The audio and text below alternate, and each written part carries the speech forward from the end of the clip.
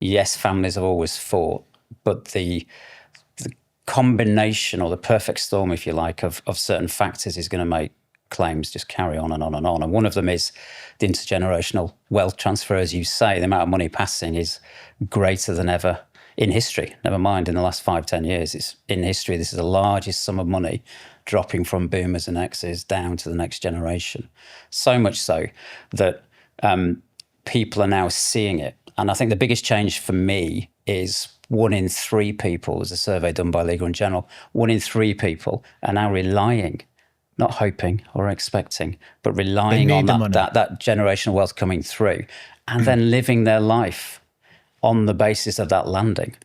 That's the big change. So that when it doesn't land, or what lands isn't as much as they thought it was going to be for a million different reasons, claims by siblings or care costs, whatever it is that they don't have a plan B very often, because they've relied upon this life-changing sum landing. How often do we receive average amounts of estates of what, nearly £300,000?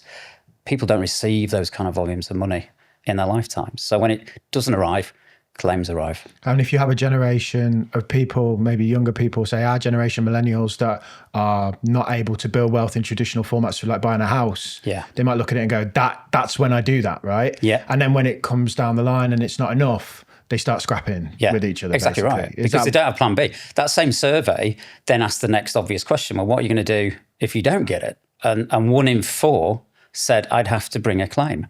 Not, I'd look to see where the claim is and see if I can do something about it. Just, I would have to bring a claim. So what we see at our end is, as I say, we've got 20 lawyers strong, so we're busy, is that we get, over the last 7 years, we've had just over 8,000 inquiries coming into our office asking for support, help, guidance on that very situation.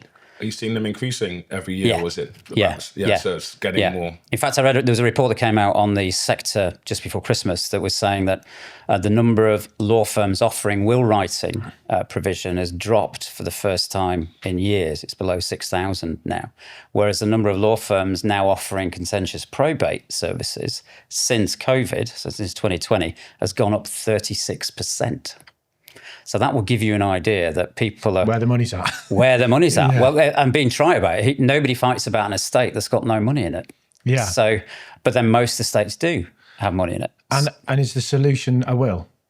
I think a will is a solution, and it's what's more important for me is not just the will, but what comes with it. It's the conversations. It's the conversations in life with the people who are going to be affected in death. That was a clip from our full-length conversation with Martin Holdsworth, who specialises in inheritance disputes, and you can watch the full thing right here.